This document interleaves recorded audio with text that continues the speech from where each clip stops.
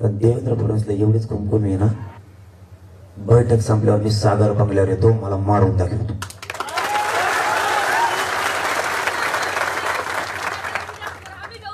तुला माझा बळी घ्यायचा आहे ना, तुला माझा बळी पाहिजे ना, मी तुझ्या सागर बंगल्यावर होतो, घे माझा बळी.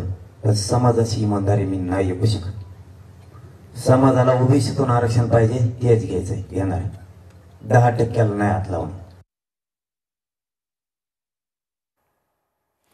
तर काही वेळापूर्वीची जरांगेंची प्रतिक्रिया आपण ऐकलेली आहे.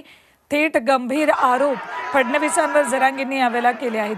तुम्हाला जर बळी हवा असेल तर मी स्वतः सागर बंगल्यावर येतो, असं आव्हान सुद्धा यावेळेला जरांगेंनी फडणवीसांना दिले.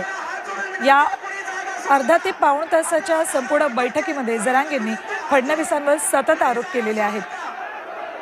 तर खडसे, पटोले यांनी पक्ष सोडला नसता, भुजबळांनी सुद्धा पक्ष सोडला नसता, अशोक चव्हाणांचं सुद्धा नाव यावेळेला जरांगेंनी घेतलंय.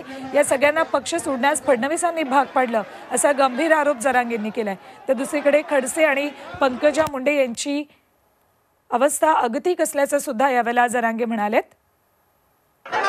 तर हे सगळं फडणवीसांमुळे होतंय, असाही आरोप यावेळेला जरांगेंनी केला.